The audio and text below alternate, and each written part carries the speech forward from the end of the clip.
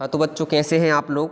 तो बच्चों आज हम कक्षा 5वीं के हिंदी विषय के जो राज्य शिक्षा मंडल द्वारा जो सैंपल पेपर जारी किए गए हैं उनको हल करेंगे। राज्य शिक्षा मंडल द्वारा कुल हिंदी विषय के 6 सैंपल पेपर जारी किए गए हैं। आज हम पहला जो सैंपल पेपर है उसको पूरा हल करेंगे और बच्चों इन्हीं 6 सैंपल पेपर में से ही आपके पूरे प्रश्न आएंगे। तो आज हम पहला जो सैंपल पेपर है उसको हम हल करेंगे। तो वार्षिक परीक्षा मूल्यांकन अभ्यास प्रश्न पत्र कक्षा 5वीं विषय हिंदी। तो आइए बच्चों हम शुरू करते हैं बिना किसी देरी के साथ। तो पहला प्रश्न है, सही विकल्प चुनकर लिखिए। आपको सही विकल्प चुनना है। पहला प्रश्न है, उपहार में उपशब्द है। उपहार में उपशब्द क्या है? तो सर्वनाम, क्रिया, प्रत्यय, उपसर्ग। तो बच्चों आपको पता है, यदि नहीं पता तो आप जान लीजिए, जो आगे लगता है उसे हम कहते हैं उपसर्ग और जो पीछे लगता है उसे हम कहते हैं प्रत्यय। तो उपहार में उपसर्ग है। क्या है? उपहार में क्या है? उपसर्ग। दूसरा प्रश्न है इसमें, कृषि हेतु लिए गए ऋण से खरीदना उचित होगा। क्या खरीदना उचित होगा? अच्छे कपड़े नहीं, मोटरसाइकिल नहीं, उन्नत बीज, खाद व कीटनाशक। हाँ, यही है इसका सही आंसर, क्योंकि हम जो कृषि के लिए मतलब खेती करने के लिए जो ऋण लेते हैं उससे हम बीज खरीदेंगे, खाद खरीदेंगे और जो खेत में डालने के लिए दवा होगी वो खरीद सकते हैं। तो इसका आंसर होगा उन्नत बीज, खाद एवं कीटनाशक। जापानी युवक ने स्वामी रामतीर्थ को भेंट की। तो क्या भेंट किया था स्वामी रामतीर्थ को? फूलों की टोकरी, सब्जियों की टोकरी, फलों की टोकरी या मिठाई की टोकरी। क्या भेंट किया था? तो इसका जो उत्तर है, तो बच्चों इसका उत्तर है क्या फूलों की टोकरी, सब्जियों की टोकरी? नहीं, उसने जो भेंट किया था वो भेंट किया था फलों की टोकरी। क्यों फलों की टोकरी क्यों भेंट किया था? क्योंकि जो रामतीर्थ जी हैं उन्हें वो अपने देश में जाकर ये ना बोलें कि भारत जो जापान है उसमें अच्छे फल नहीं मिलते, इसलिए उसने फलों की टोकरी क्या की थी, उन्हें भेंट की थी। तो अगला प्रश्न है अपना, कवयित्री सुभद्रा कुमारी चौहान की कविता है। क्या है? मेरा नया बचपन, पुष्प की अभिलाषा, हम भी सीखें या पन्ना का त्याग। तो क्या है इनकी जो कविता है वो कौन सी है? तो इनकी जो कविता है वो है पन्ना का त्याग। चलिए बच्चों हम अगले प्रश्न की ओर आगे चलते हैं। तो बच्चों अगला अपना जो प्रश्न है वो है, कोष्टक में दिए गए शब्दों में से उचित शब्द चुनकर रिक्त स्थानों की पूर्ति कीजिए। तो आपको इनमें रिक्त स्थानों की पूर्ति करना है। खालिस्तान मैदान में खेल रहे हैं। तो कौन खेल रहे हैं मैदान में? मैदान में बच्चे खेल रहे हैं। कौन खेल रहे हैं? बच्चे। ठीक है, तो मैदान में बच्चे खेल रहे हैं। अगला प्रश्न है, सांच बराबर तप नहीं और झूठ बराबर क्या? पाप। झूठ बराबर पाप नहीं होता है। तो सांच बराबर तप नहीं और झूठ बराबर पाप। तो ये हो जाए इसका। अगला अपना प्रश्न है, कोणाना दुर्ग की लड़ाई में खालिस्तान वीरगति को प्राप्त हुए थे। तो कौन वीरगति को प्राप्त हुए थे? कोंठाना। इसमें जो इसकी लड़ाई में तानाजी मानसुरे क्या हुए थे? वीरगति को प्राप्त हुए थे। अगला जो प्रश्न है, विज्ञान और ज्योतिष में रुचि रखने वाले को खालिस्तान को बड़े गौर से देखते हैं। कौन बड़े गौर से देखते हैं? विज्ञान और ज्योतिष में रुचि रखने वाले वेधशालाओं को बड़े गौर से देखते हैं। किसको देखते हैं? वेधशालाओं को।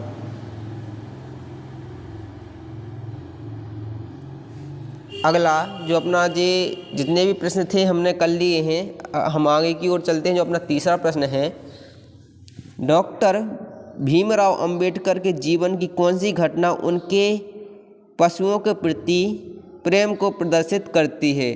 डॉक्टर भीमराव अंबेडकर के जीवन की कौन सी घटना उनके पशुओं के प्रति प्रेम को प्रदर्शित करती है? तो आइए हम इसका उत्तर देखते हैं।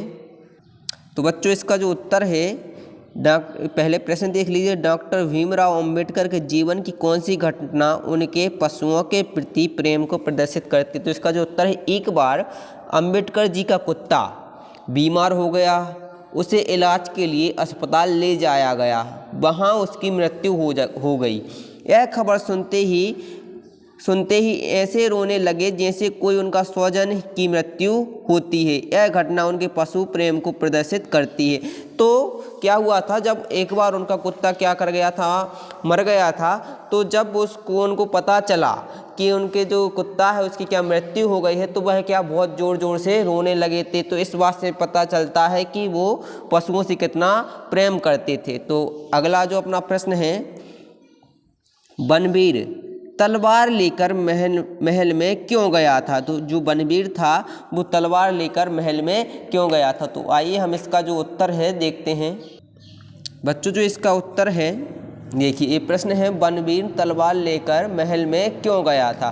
तो जो बनवीर था तलवार लेकर महल में उदय सिंह को मारने के लिए गया था। तो जो बनवीर था वो तलवार लेकर महल में क्यों गया था? क्योंकि वह उदय सिंह को मार सके, इसलिए वो तलवार लेकर गया था। तो बनवीर तलवार लेकर महल में उदय सिंह को मारने के लिए गया था। तो अगले प्रश्न की ओर हम आगे चलते हैं बच्चों।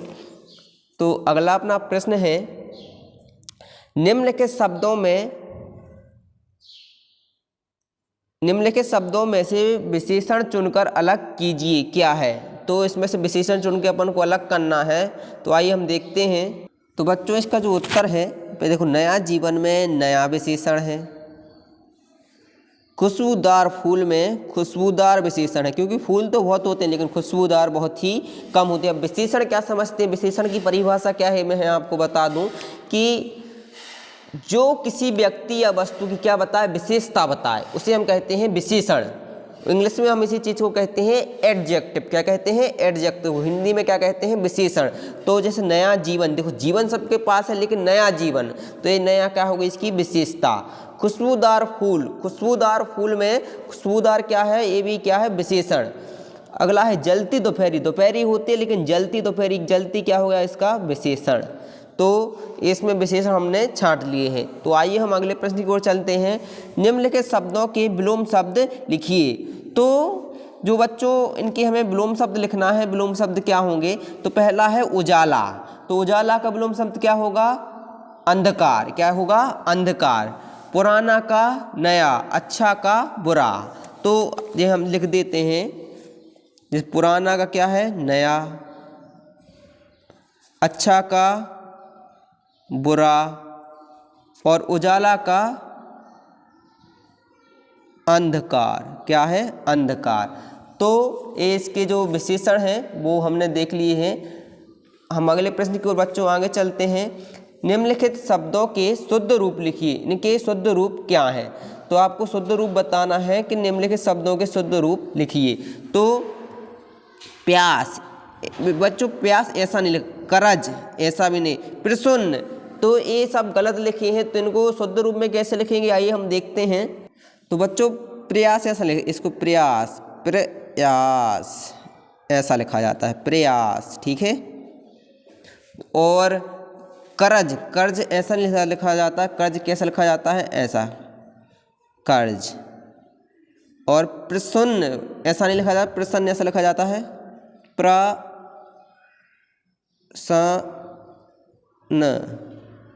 प्रसन्न, ठीक है। तो इसको हम इसमें भी बता देते हैं। देखिए ये है, देखो बच्चों कर्ज ऐसा लिखा जाता है, और प्रसन्न ऐसा नहीं, ऐसा देखो प्रसन्न ए। और क्या था इसमें, एक और था, हाँ प्यास, देखिए एक गलत लिखा है, ए सही है, प्रयास, ठीक है। ठीक है बच्चों, ये हमने देख लिए, इसके जो सही वर्तनी थी इसको हमने देख लिया शुद्ध रूप में। अगला है, अपनी पाठ्य पुस्तक में से किसी कविता की 4 पंक्तियाँ लिखिए। तो आइए हम लिखते हैं अपनी 4 कविताएं। तो बच्चों अब ये है अपने पाठ्य पुस्तक की 4 पंक्तियाँ। देखिए, सूरज हमें रोशनी देना, हवा नया जीवन देती है, भूख मिटाने को हम सब की धरती पर होती खेती। तो ये हमारी 4 जो कंठस्थ कविता की जो 4 लाइनें हैं ये हमने लिख दी हैं। सूरज हमें रोशनी देना या देता है, हवा नया जीवन देती है, भूख मिटाने को हम सब की धरती पर होती खेती है। तो हमने 4 लाइनें लिखनी है कविता की। आइए हम अगले प्रश्न की ओर बच्चों आगे चलते हैं। तो अगला अपना प्रश्न है,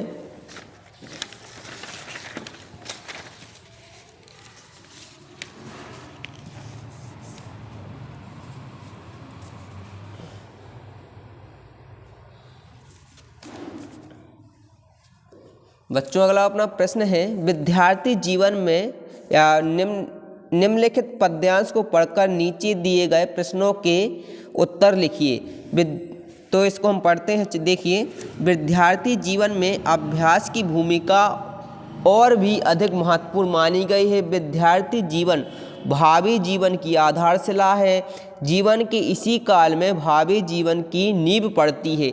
इस काल में जो विद्यार्थी निरंतर प्रयास करते विद्या प्राप्त करते हैं, वे आगे चलकर उच्च पदों पर आसीन होते हैं। विद्यार्थियों को चाहिए कि वे जो कुछ पढ़ें या सीखें उसका अभ्यास करें। अभ्यास के बल पर कठिन से कठिन कार्य भी सरल हो जाते हैं तथा उनमें निपुणता प्राप्त हो जाती है।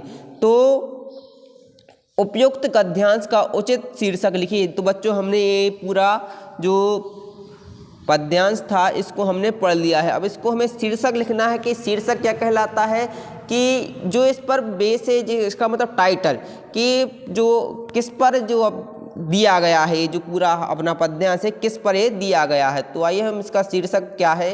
तो बच्चों इसका जो शीर्षक है वो है विद्यार्थी जीवन। तो ये पूरा विद्यार्थी जीवन पर दिया गया था और इसका जो शीर्षक है विद्यार्थी जीवन, इसका क्या हो जाएगा, शीर्षक हो जाएगा। अगला जो इसी का दूसरा प्रश्न है, अभ्यास का क्या महत्व है। तो जो अभ्यास का महत्व है देखना, विद्यार्थी अपने जीवन का निर्माण विद्या प्राप्त करके अपना भविष्य बनाते हैं। अच्छी शिक्षा प्राप्त करके वे समाज व देश दोनों का नाम रोशन करते हैं। तो अभ्यास का यही महत्व है कि हमें निरंतर प्रयास करते रहना है और आगे चलकर अपना और अपने देश का नाम रोशन करना है। जो भी हम सीखें उसमें हमें अपने घर परिवार का नाम रोशन करना है। तो ये हमने दोनों प्रश्न देख लिए। तो आइए हम अगले प्रश्न को आगे चलते हैं। तो हमारे द्वारा अच्छा या बुरा कार्य करने का हमारे देश पर कैसा प्रभाव पड़ता है। तो आप बताइए, आपके द्वारा अच्छा या बुरा कार्य करने पर देश पर कैसा प्रभाव पड़ता है। तो यदि हम अच्छा काम करेंगे तो देश हमारे इस कार्य की प्रशंसा करेगा, खुशी मनाएगा, और यदि हम बुरा काम करेंगे तो देश को इस बात में अपना सर झुकाना पड़ेगा। तो ये ऐसा प्रभाव पड़ता है और इसको चाहिए हम इसको देख लेते हैं और कैसे लिख सकते हैं। बच्चों जो इसमें दिया है देखिए, हमारे द्वारा अच्छा या बुरा करने पर हमारे देश पर कैसा प्रभाव पड़ता है। तो देखिए, यदि हम कोई बुरा कार्य करते हैं तो हमारे माथे पर कलंक का टीका लगता है, बल्कि देश का भी सिर नीचे होता है और उसकी प्रतिष्ठा गिरती है। और जब हम कोई अच्छा कार्य करते हैं तो उससे हमारा सिर ही ऊंचा नहीं होता, बल्कि देश का भी सिर ऊंचा होता है और उसका गौरव बढ़ता है। इसलिए हमें ऐसा कोई कार्य नहीं करना चाहिए जिससे हमारे देश की प्रतिष्ठा पर आँच आए। तो ये इसका आंसर ये हो जाएगा कि हमें हमेशा ऐसे कार्य करना चाहिए जिससे देश का मान और जो झंडा है वो हमेशा ऊंचा रहे। हमें कोई भी ऐसा बुरा कार्य नहीं करना चाहिए जिससे देश का मान झुके और देश की प्रतिष्ठा गिरे। तो इसका बिल्कुल सटीक और सुंदर आंसर हो गया। तो आइए हम अगले प्रश्न को आगे बढ़ते हैं। अगला प्रश्न है, युद्ध के समय नौसेना क्या क्या कार्य करती है, आपको ये बताना है। तो देखिए इसका जो आंसर है, युद्ध के समय नौसेना क्या क्या कार्य करती है, आइए हम देखते हैं।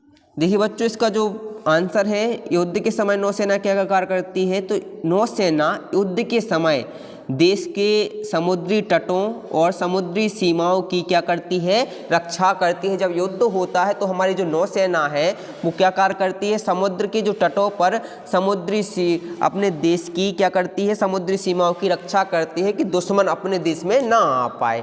तो इसका सटीक आंसर हो जाता है। तो आइए हम अगले प्रश्न की ओर आगे बढ़ते हैं।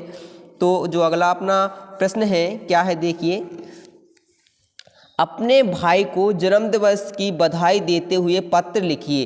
तो हम पत्र लिखते हैं, देखते हैं कैसे लिखते हैं पत्र। बच्चों देखिए, ये है अपने भाई को जन्मदिवस की बधाई देते हुए पत्र लिखिए। तो पत्र ऐसा लिखा जाता है, पहले अपन एड्रेस लिख देते हैं जो पता होता है, जैसे इसमें लिखा है 213A प्रथम तल, दंतपुरा, मुरैना, मध्य प्रदेश, और इधर तारीख लिख देते हैं। उसके बाद क्या लिखते हैं, आदरणीय भाई साहब, जिसको हम पत्र लिखते हैं उसको अपन ऐसे लिखते हैं। और साधारण चरण स्पर्श, मैं यहाँ पर ठीक हूँ, इधर से शुरू करते हैं। देखिए, मैं यहाँ पर ठीक हूँ, आशा करता हूँ आप भी वहाँ कुशलता पूर्वक होंगे। आपके 21वें जन्मदिवस पर ढेर सारी शुभकामनाएं या बधाई। ईश्वर आपको लंबी एवं स्वस्थ आयु प्रदान करे। घर पर सब ठीक है? आपकी पढ़ाई कैसी चल रही है? पत्र का उत्तर कृपया जल्द देना, शेष कुशल है। ठीक है, आपका अनुज जितेंद्र। ठीक है, तो ये हमारा जो पत्र है वो ऐसा आपको लिखना है। तो आप इसका स्क्रीनशॉट ले लीजिए और इसको आप 1-2 बार पढ़ेंगे और याद आपको हो जाएगा। तो आइए हम अगले प्रश्न की ओर आगे बढ़ते हैं।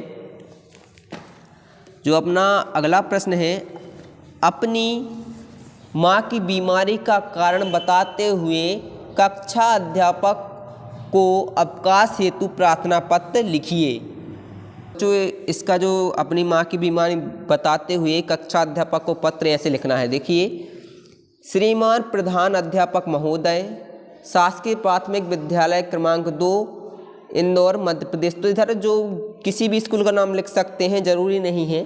तो महोदय, सेवा में निम्न निवेदन है कि मेरी माँ बुखार से पीड़ित होने के कारण मैं विद्यालय में उपस्थित नहीं हो सकता हूँ। डॉक्टर साहब ने 4 दिन तक विश्राम करने की सलाह दी है।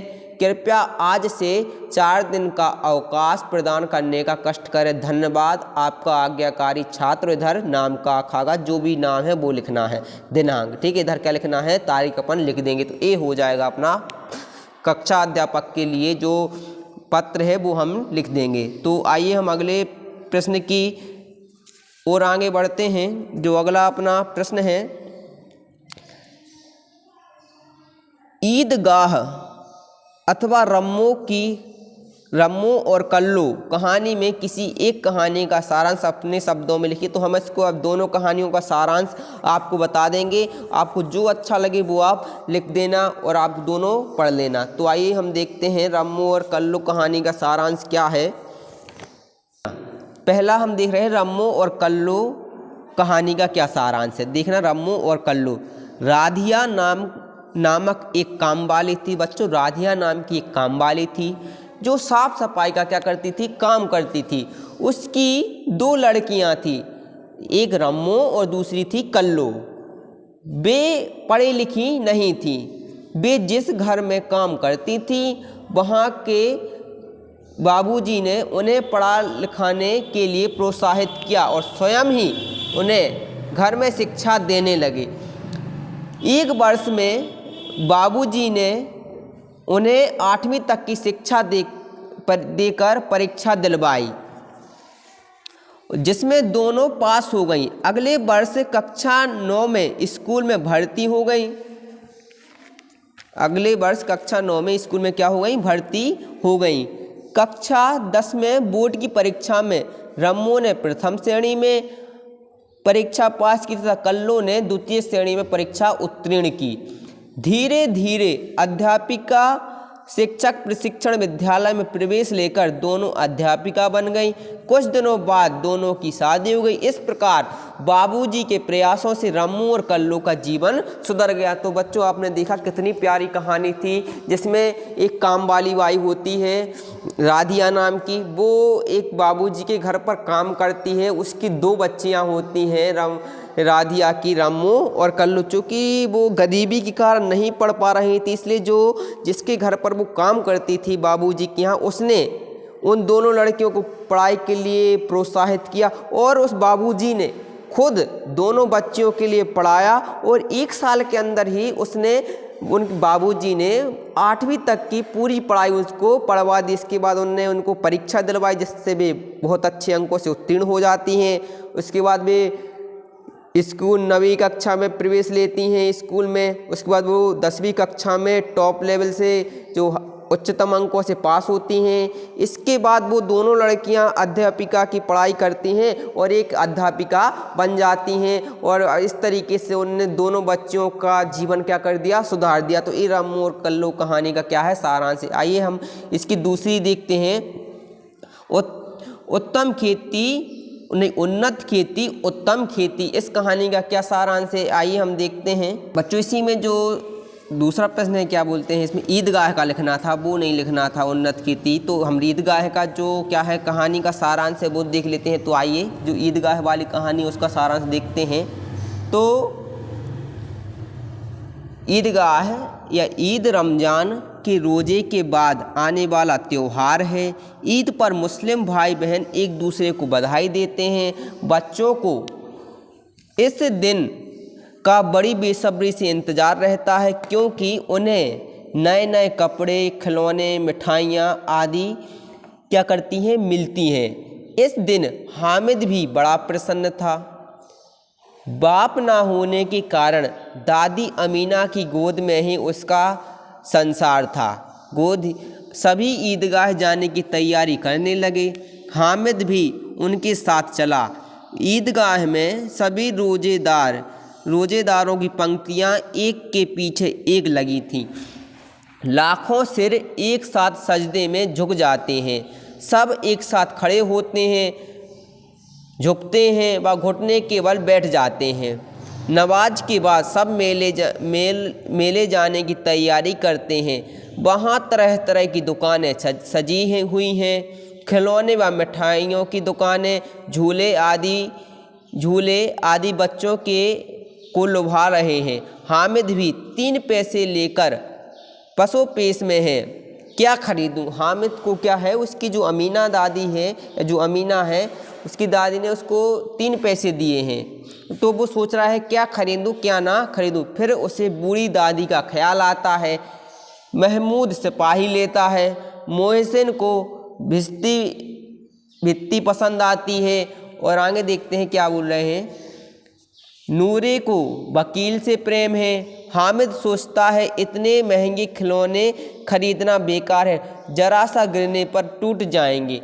तो वह लोहे की दुकान से एक चिमटा खरीदता है। उसे देखकर बच्चों को प्रभावित करने की कोशिश करता है। घर जाकर जब दादी को वह चिमटा दिखाता है तो दादी नाराज हो जाती हैं, परंतु जब इसकी वजह बताता है तो दादी की आंखों से खुशी के आंसू बहने लगते हैं। तो बच्चों कितनी सुंदर कहानी थी। आशा करता हूँ आपको बहुत ही अच्छी लगी होगी। कि इसमें कहा गया है, जो कहानी है जो हामिद के बारे में है, कि ईदगाह में के लिए जो ईद में के जो मेला भरा हुआ है उसमें जो उसकी दादी है अमीना, उसको कुछ पैसे देती हैं कि बेटा जाके तुम मेले में से कुछ खरीद लाना, अपने लिए खा पी लेना। लेकिन जो हामिद होता है वो अपनी बूढ़ी दादी के बारे में सोचता है कि जब दादी रोटियां बनाती हैं तो उनके जो हाथ हैं वो जल जाते हैं, उंगलियां जल जाती हैं, इसलिए वो उनके लिए उन पैसों से खुद के लिए तो कुछ नहीं लेता, लेकिन दादी के लिए चिमटा ले आता है। जैसे ही दादी को ये बात पता चलती है तो दादी को बड़ा दुख होता है, लेकिन अंत में वो हामिद से बहुत प्यार करने लगते हैं कि हामिद उनके बारे में इतना सोचता है। तो कितनी अच्छी कहानी थी। आप आशा करता हूँ आप लोगों को कहानी बहुत अच्छी लगी हुई। तो हम अगले प्रश्न की ओर आगे बढ़ते हैं। जो बच्चों अगला प्रश्न है अपना, हम भी सीखें अथवा पन्ना का त्याग कविता का भावार्थ अपने शब्दों में लिखिए। तो आइए हम इसको और देख लेते हैं। बच्चों पहले हम देख रहे हैं हम भी सीखें कविता का भावार्थ क्या है। तो प्रस्तुत कविता के माध्यम से कवि कहना चाहता है कि जब प्रकृति हमें सदैव देती है तो हम इंसानों का भी यह कर्तव्य बनता है कि हम भी उन्हें देश की खातिर कुछ कार्य करें जिससे दूसरों का भला हो। जिस प्रकार सूर्य जो होता है वो निस्वार्थ भाव से सबको रोशनी देता है, किस भेदभाव से हवा, बिना किसी भेदभाव के हवा हम सबको जीवन देती है। खेत हमारे लिए अन्न उगाते हैं, पेड़ शीतल छाया प्रदान करते हैं, साथ ही फल देकर भी हमें स्वस्थ रखते हैं। तो देश के लिए हमारा कर्तव्य है कि हम जो अशिक्षित लोग हैं उनको पढ़ाकर उनका जीवन सुधारें, जो पिछड़े लोग हैं उन्हें आगे बढ़ाएं और प्यासी मिट्टी को पानी देकर मेहनत के दीपक से देश को अवलोकित करें। तो कितनी सुंदर पंक्तियाँ थी कि हमें भी, जब देश हमें इतना कुछ देता है तो हमें भी देश के लिए ये सब चीज़ें देनी चाहिए कि जो गरीब हैं उनको हम मदद करें, जो असहाय हैं उनकी सहायता करें, जो अशिक्षित हैं उनको शिक्षित बनाएं। तो ये सब हमें कार्य करना चाहिए। तो जो इसी में दूसरा है पन्ना का त्याग, इसका जो हम कहानी का भावार्थ है वो भी देख लेते हैं। तो बच्चों, पन्ना का त्याग कविता का भावार्थ प्रस्तुत पंक्ति में या प्रस्तुत कविता में मेवाड़ राज्य के सुप्रसिद्ध पन्ना दाई के अनुपम त्याग का वर्णन किया गया है। वह अपने बच्चे चंदन का बलिदान करके मेवाड़ के राजकुमार उदय सिंह को बचा लेती हैं। इसमें उनके महान त्याग व महान स्वामी भक्ति का परिचय मिलता है। इससे उनके महान त्याग और स्वामी भक्ति का क्या मिलता है, परिचय मिलता है। क्या होता है, जो पन्ना दाई होती हैं वो अपने जो बच्चा है, खुद का बच्चा चंदन, उसको उदय सिंह के स्थान पर रख देती हैं और जो उदय सिंह है वो बच जाता है और जो उसको लिए मारने के लिए आया था कीरत, वो उसको क्या कर देता है, चंदन को उदय सिंह समझकर मार देता है। तो ये इस तरीके से पन्ना दाई थी, उनने जो उदय सिंह था जो मेवाड़ का शासक था उसको क्या कर लेती हैं, बचा लेती हैं। तो ये उस कविता का सारांश हो जाता है। तो बच्चों, हम अगले प्रश्न की ओर आगे बढ़ते हैं। तो अगला अपना प्रश्न है, निम्नलिखित में से किसी एक विषय पर 10 पंक्तियां अपने शब्दों में लिखिए। तो आइए हम देख लेते हैं। तो बच्चों, हम इसमें जो है ना वो आपको कंप्यूटर का जो उपयोग है वो उसके बारे में बता देते हैं और बाकी ये लोग आप पढ़ लेना क्योंकि ये सरल हैं। तो आइए हम देखते हैं जो कंप्यूटर का उपयोग कैसे लिखेंगे, कंप्यूटर का उपयोग या इसका महत्व। तो कंप्यूटर शिक्षा की आवश्यकता एवं महत्व। तो प्रत्येक क्षेत्र में कंप्यूटर का महत्व बढ़ जाने के कारण विद्यार्थियों के लिए अध्ययन और रोजगार का नया क्षेत्र खुल गया है। आजकल प्रत्येक कार्यालय में, बैंक में, हर संस्थान में कंप्यूटर का उपयोग हो रहा है। अतः मेधावी छात्रों को इसका अध्ययन करके स्वर्णिम भविष्य की खोज में एक कदम आगे बढ़ाना चाहिए। कंप्यूटर बिजली से चलने वाला एक अनोखा यंत्र है। यह बहुत तेजी से कार्य करता है। ठीक है, ये कठिन से कठिन गुणाभाग सवालों को पल भर में क्या हल कर सकता है। पहला जो कंप्यूटर हॉवर्ड आइकॉन ने सन 1944 में बनाया था। कंप्यूटर देखने में बक्से के आकार से मिलता जुलता है। उस पर एक टीवी जैसी स्क्रीन है जिसे मॉनिटर कहते हैं। इसके नीचे कीबोर्ड होता है जिससे दिशा निर्देश से कंप्यूटर कार्य करता है। कंप्यूटर पूर्ण रूप से मनुष्य पर क्या है, आधारित है। तो ये कंप्यूटर का पूरा महत्व है, आप इसको देख लेना। और कंप्यूटर जो आज मनुष्य की हर आवश्यकता को क्या करता है, पूर्ति करता है और बड़े से बड़े कठिन कार्यों को सरल बना दिया है। और हर कार्य आजकल कंप्यूटराइज्ड हो रहा है। आधार हो गया, जितने पैन कार्ड हो गए, हर काम तो कंप्यूटर के द्वारा हो रहा है। तो बच्चों, ये इस प्रश्न का उत्तर हो जाता है। आइए जो हिंदी का जो प्रश्न क्रमांक 14 है, जो संस्कृत कालखंड है, इसमें जो दिए गए कोष्टक में दिए गए शब्दों में उचित शब्द चुनकर रिक्त स्थानों की पूर्ति कीजिए। तो इनको और हम देख लेते हैं क्या है ये। तो पहला जो इसमें प्रश्न है, वर्षा या वर्ष से खालिस्तान। तो वर्ष से क्या है इसमें, तो इसका जो उत्तर है वर्ष से द्वदमासः दीपावली खालिस्तान भवति। तो दीपावली कार्तिक मास है। ठीक है, अगला जो प्रश्न है, प्रश्न नाम एक पदेन उत्तरन लिखत। तो एक पद में क्या लिखना है, उत्तर लिखना है। सप्ताहे किति वासरा। तो सप्ताहे किति वासरः। तो बच्चों, इसका जो उत्तर है सप्ताह। क्या है, सप्ताह, ये आधा पा है। तो सप्ताह। छात्रः कुत्र पठति। तो छात्रः कुत्र पठति, जो इसका जो उत्तर है क्या है,